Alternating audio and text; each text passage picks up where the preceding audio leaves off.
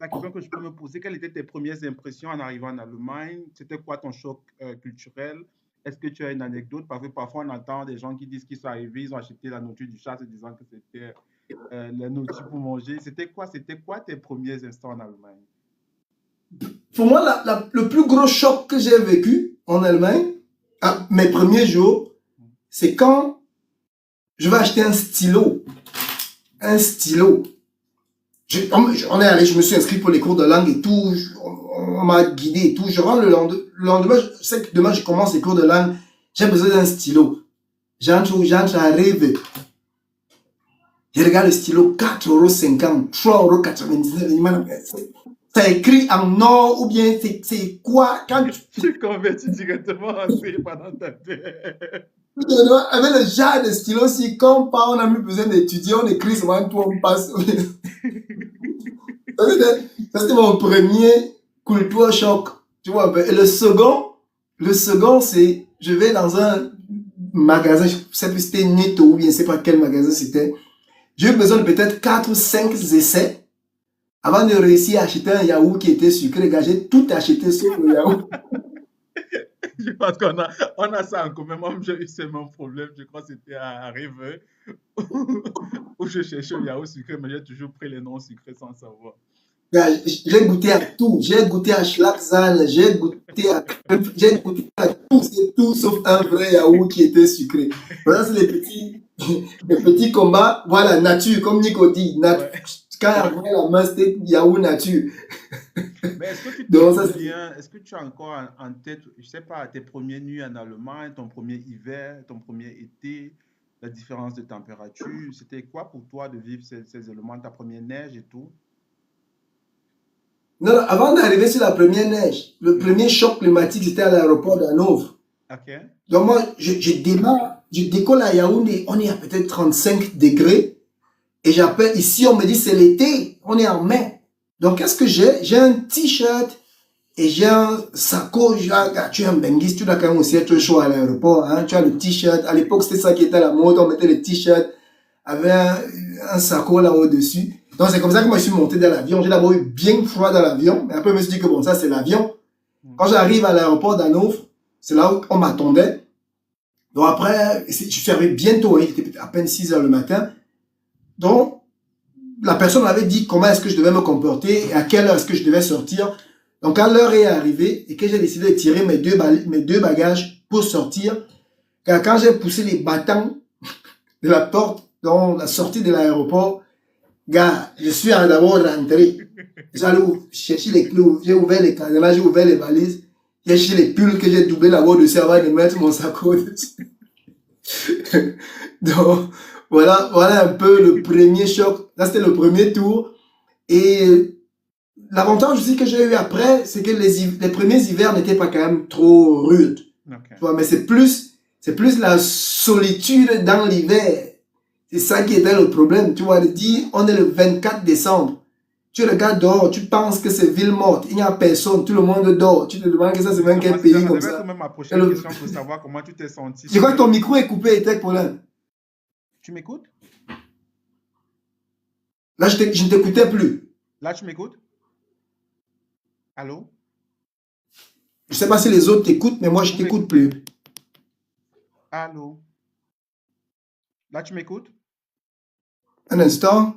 Ah, ouais, je sais où était le problème. Là, tu m'écoutes? 5 sur 5. Ok, c'est bon, c'était de mon côté. Justement, je disais, ça devait être ma prochaine question de savoir est-ce que tu t'es senti seul et est-ce que tu t'es senti soutenu à cette époque quand tu es arrivé? Oui, comme il dit, le premier souci, comme dans l'hiver, c'était pas l'hiver en lui-même, c'était un peu la solitude qu'il y avait. Tu vois, et après, comme j'avais quand même des gens que je connaissais qui n'étaient pas très proches, mais qui étaient à distance. Et quand je sentais que ça devenait déjà un peu trop, je prenais un covoiturage, le train, je me déplaçais, j'allais retrouver des gens que je connaissais. C'est un peu comme ça que j'ai eu à gérer ça, quoi. Ok. J'essaie de voir si je peux mettre le micro. Parce qu'il y a des gens qui disent. Allô. Là, c'est mieux? 5 sur 5. Mais là, moi, je t'entends pas.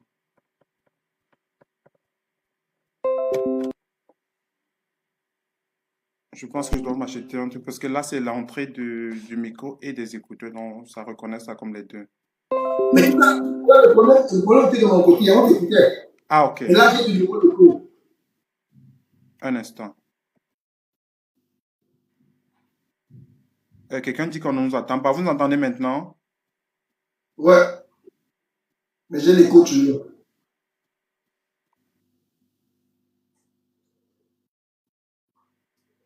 Ok, là, c'est bon. Essaye Ok. un peu de parler, voir s'ils vont nous dire si c'est bon ou pas. Autre temps, je te retrouverai et je m'écoute encore. Donc, tout va simplement remettre ton côté avant.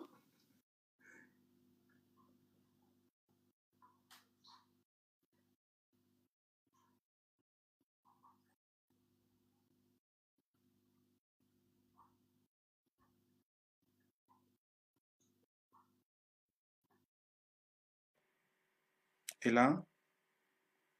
Je t'écoute toujours et je n'ai plus Mais d'écho. là, C'est bon. justement, j'ai du mal à t'entendre. Je sais pas si c'est ça le problème. Quand je mets le micro, moi, je t'entends pas. Là, tu m'entends, Alain?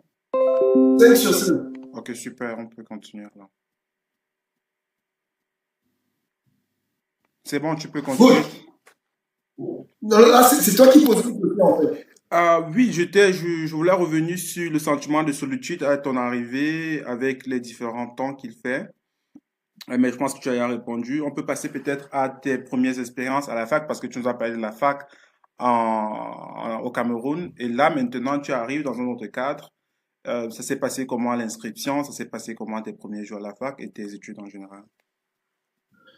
Oui, déjà avec le choix de la filière, c'était du genre, bon, je suis arrivé, pour moi, l'une des conditions qui avait dit, ok, c'est fixé au pays, toute la famille avait dit, tu vas pas faire 4 ans en soi, et puis aller en Allemagne, tu vas recommencer à zéro. Bon, donc c'est là le premier challenge. Quand je suis arrivé, il fallait trouver une inscription en master. J'ai cherché, j'ai cherché, j'ai cherché. J'ai quand même commencé à chercher tout. Et à la fin, j'en avais deux. J'avais une inscription technische BWL de l'université de, euh, comment ça s'appelle? Clausthal. Et après, j'avais l'inscription de l'université de Duisburg-Essen pour un master en Wirtschaft, Finanzwirtschaft. Donc, à la fin, naturellement, Duisburg-Essen sonnait mieux. Et je me suis décidé pour l'université de Duisburg-Essen. Donc, quand j'ai terminé le cours de langue, j'étais dans le Göttingen pour Duisburg-Essen, ou Essen, et l'inscription s'est bien passée.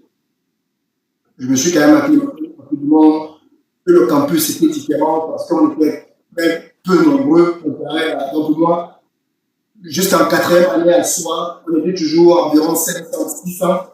Moi, j'arrive ici, je me rappelle, la filière, elle était nouvelle, on était la première génération et on était juste 12.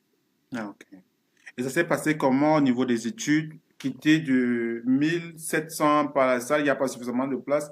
À 12, il y a suffisamment de place. J'écoute, je connais mon prof, je comprends, j'écoute ce qu'il dit, je ne sais pas si je comprends déjà à cause de la barrière linguistique. C'était quoi le rapport avec les autres étudiants, avec tes enseignants et l'ambiance en général? Comment tu t'es ressenti dans cette période-là?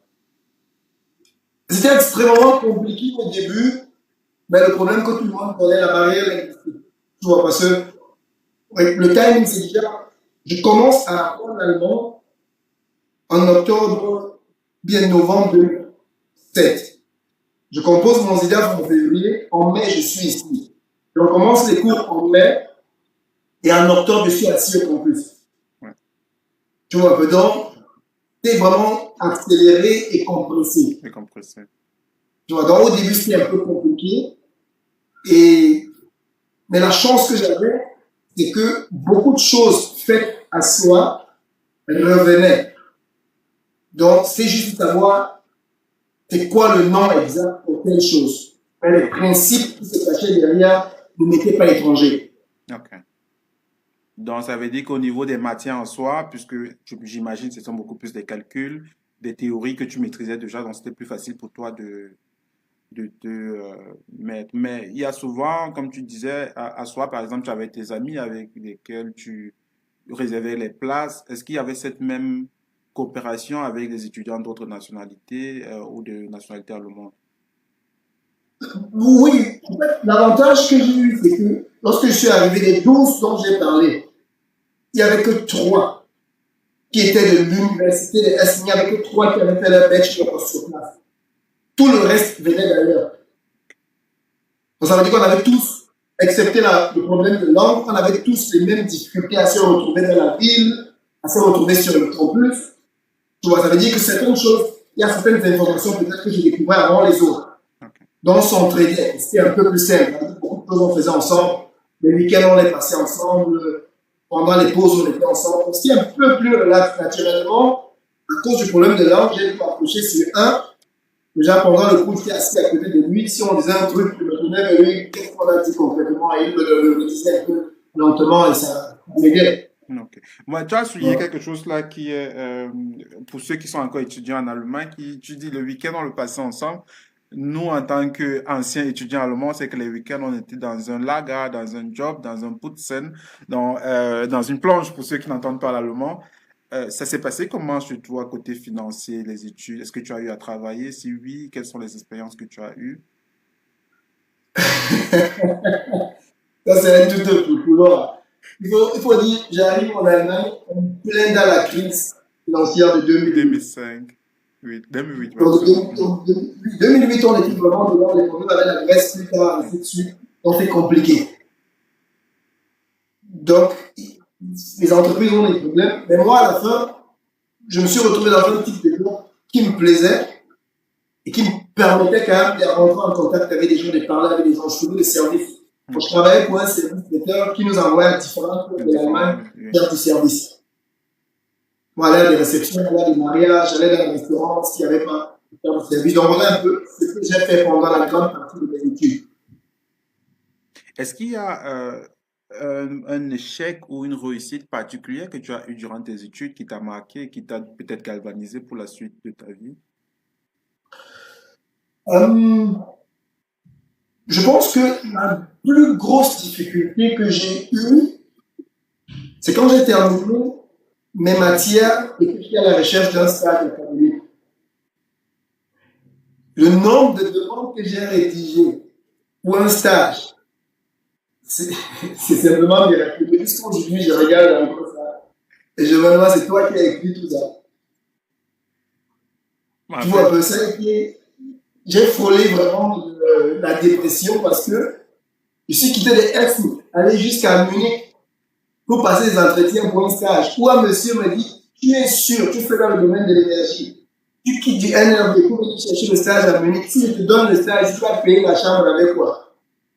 Je lui dis que donne-moi, ça c'est le problème. Il me dit, rentre, commencer à chercher en haut là-bas. Si tu ne trouves pas le contact, non. waouh. Tu vois un peu. Et en fait, le truc c'est quoi? C'est que tu arrives, mes premières demandes, je les rédigeais comment rédiger au pays, moi, dans le milieu francophone. Et pendant, j'avais rédigé comme ça un bon nombre, on ne me rappelait même pas. Ouais. Après, on m'a fait comprendre que quelqu'un doit jeter un coup d'œil sur les histoires que tu écris Que tu avant que écris tu depuis, envoies. ouais. J'ai dit oui, je suis allé, on a jeté un coup d'œil là-dessus. Là, au moins, on a commencé à me répondre. Wow.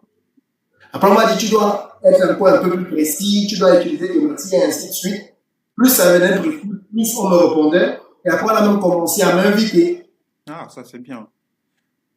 Et j'y allais, mais au début, une bonne série aussi. J'allais, je pense, l'entretien avant d'arriver à la maison, le Abzagere, ouais, tu vois. En fait, Et, quelque chose, comme on dit dans le texte, donc c'est pour apprendre. Donc, quelque chose que même ceux qui sont aujourd'hui en train de faire les études, qui cherchent des stages, qui cherchent des jobs, et qui se limitent juste à leur savoir-faire, apprenez aussi à aller vers les autres, demander si ce que vous faites est correct. Euh, N'hésitez pas à contacter des germanophones, des supérieurs à vous qui sont passés par là, qui regardent un peu vos lettres de motivation, parce que ça peut aussi aider. Parce que imagine le travail que ça t'aurait épargné si tu avais fait lui, ta première lettre à quelqu'un et qui t'avait dit ça, c'est pas typique allemand. peut-être tu aurais écrit moins de lettres. Donc, c'est juste pour donner ça aux étudiants qui nous écoutent. C'est un très bon conseil. Moi, j'aimerais bien... Exact. Vas-y, vas-y. Donc, et après, quand on a jeté un coup d'œil là-dessus, on a peaufiné un peu, on a commencé à ouvrir au point quand même. Je suis allé, j'avais toujours des refus, mais après, on m'a aussi fait comprendre que je devais me préparer pour un entretien. Et la façon avec laquelle je devais me préparer, et on m'a fait remarquer aussi que c'est presque les mêmes questions qui revenaient toujours pour un début, la phase où tu te présentes. Mm. On te donne libre choix de dire comment est-ce que tu vas te présenter. Et la façon avec laquelle tu te présentes oriente parfois certaines questions qui vont suivre. Ouais. Et lorsque j'ai compris ça, je me suis simplement là poser la question de était où depuis. En tout cas, on apprend et on évite de faire les erreurs. Donc, à travers ce discours, j'ose croire que beaucoup vont apprendre de ça et qui vont éviter ce piège. Euh, Ce qui m'intéresse, finalement, tu as trouvé un job et comment est-ce que ce job a été ou un stage a été bénéfique pour la suite de ta carrière professionnelle? Ce stage a été la clé. Jusqu'à aujourd'hui, je suis reconnaissant d'avoir suivi ce chemin-là. Parce que regarde ce qui se passe. Je termine mes matières fin 2010. Je décide de chercher un stage. Je me rends compte que c'est compliqué avec les stages. Je commence à chercher parallèlement un stage et une entreprise où je vais rédiger mon mémoire de fin de formation. J'ai eu un avis positif de mon employeur pour rédiger une thèse de fin de formation. Mais parallèlement, j'obtiens aussi un avis positif pour une entreprise dans le conseil, dans le secteur de l'énergie. Okay. Et le salaire là-bas est tellement attractif que je me dis, donc on me paye tout l'argent, comme ça, un mois de salaire, on me dit oui. Alain, donne-nous la somme, on commence à convertir en CFA, s'il te plaît.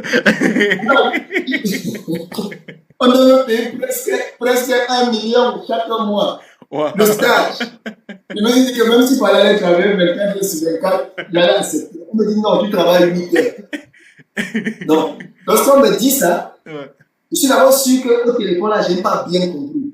Je dis envoyez le contrat. Quand ils envoient le contrat, je regarde le montant. La chance, qu'est-ce que j'ai fait? J'ai rappelé mon employeur pour dire, s'il vous plaît, regardez, vous pouvez m'offrir un stage. Vous voulez juste m'offrir la possibilité de rédiger le mémoire avec vous. J'aurais bien voulu le faire, mais j'ai dit qu'il faut un stage quelque part.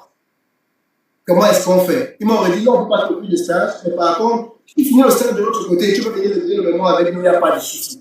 Ok. J'ai dit top. Donc ça veut dire que j'avais déjà quand même sécurisé ton mémoire. Une sécurité là-bas de ce côté-là. Donc je suis allé, j'ai fait mes 6 mois de stage qui étaient vraiment très très enrichissants. Ça m'a donné une orientation dans ma carrière qui me suit jusqu'aujourd'hui, les 6 mois. Okay. Et c'était le stage en quoi? Ouais. Si tu peux partager avec nous. C'est des conseils dans le trading, on se dit conseil de gaz et l'électricité. Okay. Donc, quand j'arrive là-bas, c'était un domaine qui durait ces années-là. Je devais le faire sous cette forme, parce que même mon master, c'était le tout premier en Allemagne à offrir un master comme celui-là, Energy Wirtschaft, Finance Wirtschaft. C'était nouveau, c'était quelque chose de nouveau, sous la forme là. Donc, quand je suis allé faire le stage là-bas, j'ai fait 5 mois, et bien à la fin, la question se posait, Alain, qu'est-ce que tu fais après le stage? Il avait dit, moi j'ai fini les matières, moi en principe, je pourrais déjà rédiger le mémoire. Et ils m'ont donné une thématique pour le mémoire qui était d'actualité aussi. Okay.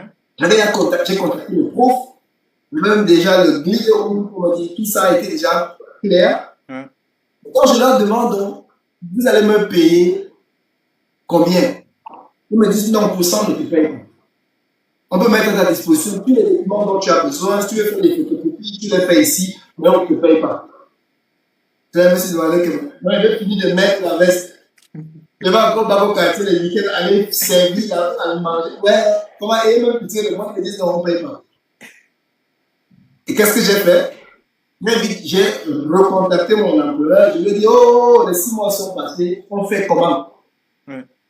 Ils m'ont dit, nous sommes toujours intéressés. Est-ce que tu as un thème à nous proposer? Étant donné que je savais que le thème que j'avais à préparer avec l'autre était d'actualité, j'ai pris 2 autres thèmes bizarres de mélanger là-dedans. Je leur ai dit, voici 3 thèmes au choix. Ouais. Et c'est clair qu'ils devaient choisir celui-là. Ouais. Hein? C'est clair. Et ils ont choisi celui-là. Et quand ils ont choisi, je leur ai dit, j'ai déjà tout. J'ai la division, j'ai le prof, j'ai déjà tout. Vous me dites simplement combien vous allez m'utiliser. Et si je peux travailler à côté. Ils m'ont dit oui. Donc, j'ai très vite fait, j'ai terminé mon dernier mois de l'autre côté. Je les ai déchargés. J'ai dit non, je ne veux plus vraiment, je vais prendre 6 mois sabbatiques, je vais dans le Cameroun me reposer. Je vais voir, peut-être dans 6 mois, peut-être je vais revenir rédiger le mémoire et tout le reste. Ok. Ils m'ont dit ok, si c'est de niveau d'actualité, tu reviens. Je suis donc reparti de l'autre côté. Mais il y a quelque J'ai chose, signé il y a le quelque contrat chose pour que le tu viens de mémoire. faire qui est aussi bien de souligner pour ceux qui sont d'entrer dans le monde du travail. En fait, tu n'as pas dit j'ai trouvé quelque chose, je pars, mais tu as trouvé une raison de partir tout en laissant la possibilité d'un retour. Ça, c'est Donc, très important. ça, c'est très important de souligner parce que, comme on dit, on apprend tous les jours.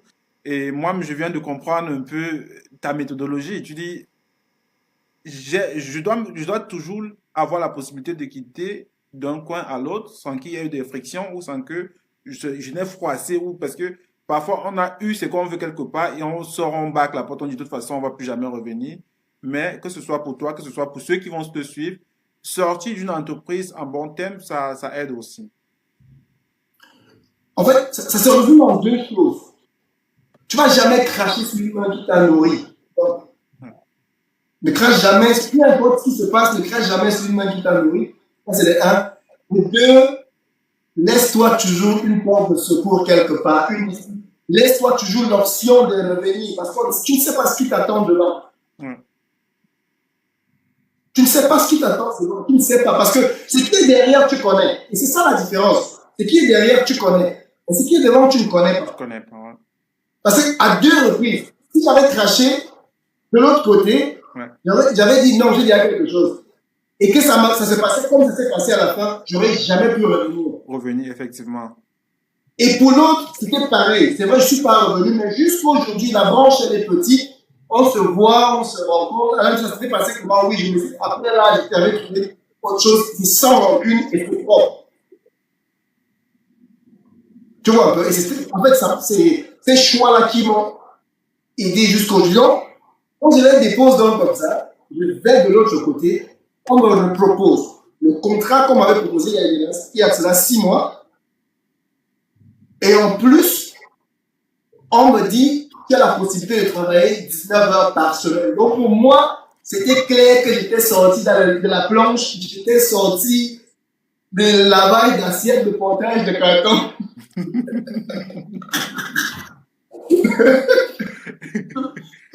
Donc pour moi, c'était clair que la veste que j'ai commencé à acheter là, je vais les utiliser.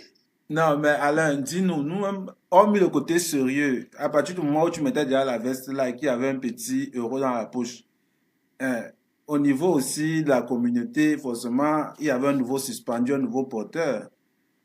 Est-ce là-bas que tu as connu madame? Non, il faut rester. Moi, vous connaissez mon mot. Dans la communauté, on reste humble. C'est quand on est avec les gens là qu'on n'est pas humble. Dans la communauté, vous pouvez un effort de rester humble. Mais là, si tu veux jouer les suspendus, vous les suspendus avec les gens là. Tu comprends un peu? Oui. Donc, c'est. Non, madame, je l'ai connue quand j'étais en stage encore. Ah, ok. Ouais. C'est là où je fais la connaissance de madame. J'étais encore en stage. J'étais encore au Vonaï. Donc, ce n'est pas comme si tout était à faire, non. Il y avait encore une insécurité qui planait. Qui planait. Ça, Tu vois. Donc, en fait, quand j'arrive, donc, le premier mois, j'arrive, l'avantage, c'est quoi? Je débarque là-bas comme quelqu'un qui connaît. Parce que j'arrive dans une entreprise comme petit étudiant, mais avec 6 mois d'un know-how sur une thématique qui est pas toute la thématique, mais un volet qui est nouveau au sein de cette entreprise-là. Donc, très vite, je trouve mes marques. Très vite, on me demande mon avis sur certaines choses. Tu vois, et c'est pourquoi j'arrive là comme c'est un VEC student au trading. Donc, j'arrive là, ils ont restructuré. Ils sont en train de restructurer. Tu vois, il y a déjà le trading, mais ils veulent restructurer ça différemment. Il va y avoir 5 traders, 2 portfolio managers, un head of trading. Donc, et quand j'arrive, je fais la connaissance d'un monsieur avec lequel on sympathise bien. Et il me pose, peut-être 4 semaines après, il me pose la question de savoir, Alain, après tes 6 mois de mémoire, qu'est-ce que tu fais? Moi, je lui dis, moi, je ne sais pas. Je vais chercher le travail. Il me dit, ici, on recrute. Je lui dis, oui, vous recrutez. J'ai vu, j'ai regardé les postes. Il me dit, c'est qu'on a, ça ne t'intéresse pas. Il dit, si. Mes rêves, j'avais toujours rêvé quand je commençais à cela quelques années, mon rêve, c'était d'être trader. Il m'a dit, laisse. Ça ne te regarde, ça, c'est pas ton niveau. Je ne peux pas encore sortir de l'université. Je vais regarder les postes. On a besoin de 5 ans d'expérience. Par contre, dans le trading, il y a le controlling du trading. Ce n'est pas le controlling standard. Chez nous, ça s'appelle le sharpens controlling. Donc, c'est les gens qui contrôlent les traders. Les gens qui contrôlent si les traders respectent certains, je sais pas, un trader a fait un deal, il a mis le deal dans le système, tu viens contrôler si le deal respecte différentes normes. Comment on dit ça? Les normes. Différentes normes, et tu dois communiquer aussi les deals à, je sais pas, comment on dit, un établissement, parce qu'on veut vérifier si vous ne faites pas du four, les trucs comme ça. Exactement. Ouais. C'est ce qu'on appelle le performance control. Dans certaines entreprises, c'est un peu confondu avec le back office. Ouais. Il me dit, là-bas, on cherche quelqu'un, on cherche 2 personnes. On a une dame qui vient d'une banque, qui a 10 ans d'expérience dans une banque, mais elle n'a pas de connaissances dans le secteur énergétique. Mais par contre, toi, tu as exactement les connaissances dont elle a besoin et on pense que vous formeriez une bonne équipe. Ça fait 1 mois que je suis là-bas. 1 mois. Et c'est là où on me propose. Je n'ai même pas encore une lettre, un mot dans mon mémoire. Tu vois donc, il me fait la proposition. Pour moi, c'est cool. Je lui dis, ok, c'est bon. Et il me dit, il faut parler au chef. Donc, quand je vais donc parler au chef, je me rends compte qu'on lui avait déjà parlé de moi. Alain, donc, juste pour te couper juste un petit peu, il y a, parce que quand on parle là, quand tu parles là, ce n'est pas, c'est pas évident qu'à moins d'un mois dans une entreprise, qu'on commence déjà à projeter sur toi. Et ça veut dire qu'il y a quand même certains atouts, certaines choses qu'ils ont vues dans toi, c'est une manière de travailler, une assiduité, peut-être une rigueur dans le travail. Comment est-ce que tu te retrouvais toi-même quand tu travailles? C'était quoi? C'est l'expérience que tu as eue avant en VEX Student? C'était ta façon de communiquer, c'était ta façon d'être qu'on connaît peut-être aujourd'hui. Qu'est-ce qu'ils ont vu en toi, selon toi? Qu'est-ce qu'ils ont vu qui ont poussé à te faire cette proposition? Parce que moi, je trouve que c'est important pour ceux qui sont en train de chercher ou qui sont dans des stages, peut-être d'avoir une attitude similaire, pas forcément la même, pour aussi avoir cette chance-là. Je pense que c'est 2 choses. Je pense que c'est ma filière, parce que j'ai eu cette chance-là que ce que j'ai étudié, ce que j'ai fait à l'université était applicable à 90% dans le monde de l'emploi. Okay. Ça veut dire que j'avais des situations où j'avais juste besoin d'aller prendre un cahier ou bien un cours que j'ai fait à l'université et je regarde déjà la réponse. Okay. Tu vois. Et à ça s'ajoutait maintenant les 6 mois d'expérience que j'ai eu pendant le stage. Parce que c'est exactement ce qu'on faisait. Donc quand j'arrive de l'autre côté, quand on dit tel type de contrat, maintenant qu'ils sont âgés de réfléchir, on dit j'ai déjà vu ça. On sort, j'explique. Okay. Tu vois. Et en plus tard même, parce que comme je disais, quand on en a discuté, la dame est arrivée 1 mois après, j'ai commencé. Ce pourquoi on m'a recruté, je ne le faisais plus. Donc 2 mois après, je travaillais avec la dame dans ce service-là. Et elle, c'était vraiment une entrée. Ça aussi m'a beaucoup aidé parce qu'elle avait une très grande expérience, 10 ans dans une banque. Ça, c'est du lourd, tu vois, c'est pas n'importe quoi. Ouais. Et elle savait exactement que. Pour là, je vois que tu vas devoir couper ton micro quand je parle, parce qu'il y a des gens qui disent qu'il y a l'écho. Donc, la dame savait exactement que ce dont elle avait besoin, c'est ce que moi j'avais. C'est pourquoi il y a eu cette symbiose-là et on a bien travaillé. Et je sais pas, de mai, non pas mai, De juillet où j'ai commencé là-bas, jusqu'en novembre, on m'invite, le chef m'invite, il me dit, bon, maintenant c'est clair, tu as un contrat, j'aimerais qu'à partir du 1er janvier, on ne parle plus d'université ici, tu dois avoir oublié, tu laisses toutes tes bêtises là, tu commences à travailler normalement et c'est propre. C'est là où je me rends compte qu'en fait, on m'a recruté là-bas pour rédiger le mémoire, je n'ai encore rien rédigé. C'est où le problème commence. C'est là où c'est un show là-bas. C'est là où je travaillais 8 heures par jour et j'ai rédigé 12 heures de mémoire par jour et j'avais 4 heures pour dormir pendant, je sais pas, peut-être 3 mois. Et quand c'est fini, quand j'ai déposé, je suis passé à autre chose. Donc, quand j'ai déposé le mémoire, ils m'ont dit juste, ramène-nous le document qui atteste que tu as déposé le mémoire et que tu l'as même réussi, même avec la plus mauvaise des notes. Nous, on veut simplement que tu aies le diplôme et que tu viennes t'asseoir ici, tu vas venir travailler. Donc, quand j'ai déposé mon mémoire, je suis venu m'asseoir et c'est comme ça que j'ai commencé ma carrière là-bas à temps plein.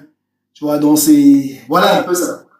Donc, c'est le même endroit, tu travailles dans la même boîte jusqu'aujourd'hui. Ok. Donc, ça veut dire que comme le temps est en train de nous faire défaut, on va passer un peu sur les autres sujets que j'aimerais bien qu'on aborde. On va parler un peu de l'immobilier, on va parler un peu du business en Maltalk et aussi même du financement.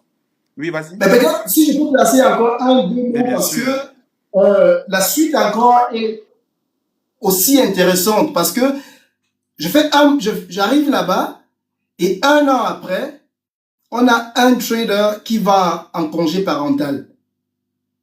Tu vois, il va en congé parental et l'entreprise se retrouve face à la question, hein, qu'est-ce qu'on fait? On recrute un trader pour lui ou alors on laisse comme ça. C'était compliqué parce qu'il ne pouvait pas laisser comme ça. Sur 4 personnes ne pouvaient pas faire le travail de 5 personnes. Et par magie, je ne sais pas, il y a quelqu'un qui allait donner mon nom, que le gars que vous avez derrière là, il peut venir ici pour les 3 mois pour remplacer celui-ci et après il rentre à son poste. On recrute juste quelqu'un pour le remplacer parce que recruter quelqu'un pour le remplacer, recruter quelqu'un pour me remplacer était bien plus simple que recruter un trader parce que la différence de salaire, même si en termes financiers pour l'entreprise, c'était presque le double. Tu vois. Et c'était plus simple pour eux de me dire, de me faire mes certifications. Ben, c'est la question qui est revenue. Alain, est-ce que tu es capable de faire, parce qu'il faut des certifications. Est-ce que tu es capable de faire ces certifications-là en 2 mois? Moi, je dis, moi, j'ai pas de problème. On m'a inscrit, j'ai passé toutes mes certifications. Je suis donc allé remplacer le monsieur pour 3 mois et on a recruté quelqu'un pour me remplacer. Et quand moi j'ai fini mes 3 mois, étant donné que l'argent aussi pour les 3 mois là va augmenter, le gars a décidé d'aller d'abord enjoy un peu ça au pays. Et pendant que je suis au pays, il y a un autre qui résilie son contrat et il part. Il dit il va partir. Et là, une fois de plus, la question se pose, on recrute quelqu'un à nouveau ou alors Alain qui a déjà fait 3 mois ici, il reste directement là. Ouais. Et une fois de plus, la chance et la balance a pesé de mon côté. Et directement, on m'a dit, non, ils ont décidé, il peut simplement rester. Et quand moi j'étais au pays, on m'appelle, on me dit, ouais, machin, voilà, ainsi de suite. Il y a eu un débat ici et tu vas rester. Tu ne rentres Il y a quelqu'un qui demande en commentaire si tu es trader. Exactement, c'est ce que je suis. Je suis ce qu'on appelle Energy Trader ou alors plus précisément Cross Commodity Trader. Ça veut dire quoi? Ça veut dire que je suis responsable d'acheter et de vendre des matières premières comme le gaz, l'électricité, le charbon. Ça veut dire chez nous, on a 2 catégories. On a nos centrales électriques qui produisent du courant. Et pour qu'une centrale électrique produise du courant, elle a besoin soit du charbon, soit du gaz. Et maintenant, je suis celui qui est responsable pour acheter ce charbon, ce gaz ou alors les certificats CO2 sur le marché international pour que les centrales puissent produire du courant. Et une fois que ces centrales ont produit ce courant, je suis aussi celui qui est responsable de vendre ce courant-là aussi à l'échelle internationale avec des entreprises que vous connaissez, EDF, Gaz de France, Engie et tout le reste, les banques aussi. Et maintenant, de l'autre côté, on a un sales department qui vend le courant aux entreprises, aux ménages, comme tout le monde, comme nous tous. Et je suis aussi celui qui est responsable d'acheter ce courant-là sur les places internationales pour qu'il puisse être livré chez toi, pour que tu aies la lumière à la maison. Donc, c'est ce que j'ai fait de 2000. Il dit quoi? Are you into forward or future contract? Both, forward and future, les deux. La différence, forward, future, un est structuré, l'autre n'est pas structuré. En fait, Et de toute façon, on va Qui revenir a à la séance et questions après parce que sinon on va perdre le fil. Ok, je chute alors. Donc, c'est ce que j'ai fait pendant une dizaine d'années, donc de 2000, je ne suis pas Néo, il ne faut pas me mélanger, de 2010, non, 2010, de 2013, où j'étais complètement là-bas, jusqu'en 2023, à ce poste-là. Et en 2023, ça a été restructuré. Il y a eu certaines personnes qui sont à la retraite, il y a d'autres personnes qui ont changé et tout. Et on m'a donc nommé au poste de Head of Trading, donc je suis celui qui coordonne. Donc, nos 5 handlers qu'on a, on a 5 traders, on a 3 qui sont, c'est quelqu'un a écrit tout à l'heure, là, ce qu'on appelle chez nous, Mark Tsugang, Langfrist. Donc, tout ce qui concerne 1 mois, 1 an, 2 ans, 3 ans, 10 ans à l'avance. Ça, c'est les Langfrist. On a ce qu'on appelle les Kurzfrist, donc long-term trader et short-term trader. Les short-term traders, donc, ce sont ceux qui font ce qu'on appelle chez nous le DAF. Donc, aujourd'hui pour demain, acheter et vendre le courant. Aujourd'hui pour demain, le courant, le gaz, les certificats CO2. Donc, en gros, voilà un peu mon parcours au sein de cette entreprise-là ces dernières 14-15 années. La question qui va suivre, c'est est-ce que tu as déjà eu, puisqu'on voit souvent dans les films de trading, ça vient de la fiction, un trader qui fait un truc et paf, c'est une perte massive ou c'est un gain massif. Est-ce que c'est la réalité? Est-ce que ça t'est déjà arrivé? Et si, est-ce que tu peux nous raconter? Euh, Ce qu'il faut savoir, c'est que vous voyez dans les films, là, ce n'est pas, parfois c'est un peu exagéré, mais là-bas, l'argent, ce n'est pas 10 euros, ce n'est pas 20 euros, ce n'est pas 10 000 euros, ce n'est pas 20 000 euros, ça, c'est pas l'argent. L'argent, c'est 50 000, 100 000, 200 000, 300 000. Il y a les erreurs. Chez nous, on a des gens qui ont commis des erreurs qui ont coûté, il faut pas qu'ils disent un truc, on va aller, qui ont coûté beaucoup d'argent. Disons ça comme ça. Tu vois, et quand il y a ce qu'on appelle prendre une position. Quand tu prends une position, tu vas long ou de short. Hein. Long, c'est que c'est acheter. Short, c'est vendre. Quand tu prends une position, le marché fait ce qu'il veut. C'est pourquoi, quand je dis souvent ici, là, et il y a les gens qui me contredisent souvent dans les commentaires ici, quand ils disent souvent ici que le Njambo, que le trading, c'est le Njambo, vous croyez que je dis ça au hasard? C'est le Njambo. Et c'est pourquoi je ne fais pas ça avec mon argent. Je fais ça avec les millions des autres gens, mais pas avec mon propre argent. Mon propre argent, c'est même pas pour ça. Pour qu'on soit clair là-dessus. Tu vois. Et quand tu prends une position, ça va souvent très vite. Ça va excessivement vite. Quand on regarde pendant la crise, 2022, 2023, on a subi des phases de marché où tu t'amusais en une journée, c'était le million qui était vert. Tu vois un peu? Je te parle pas de 2 jours, ou bien de 3 jours, où tu t'amuses en quelques minutes. C'est 100 000, c'est 200 000, c'est 300 000 qui sont partis. Il y a quelqu'un qui a des commentaires là. On va revenir Les commentaires, vous pouvez attendre. Dans 20 minutes, on va vous donner la possibilité de monter, de poser directement vos questions et on va vous répondre. Parce qu'on a encore des sujets à aborder et le temps nous fait défaut. Donc, juste pour chuter sur cette question-là, c'est possible de perdre beaucoup, bon, pour une entreprise, mais c'est pourquoi chez nous, on a ce qu'on appelle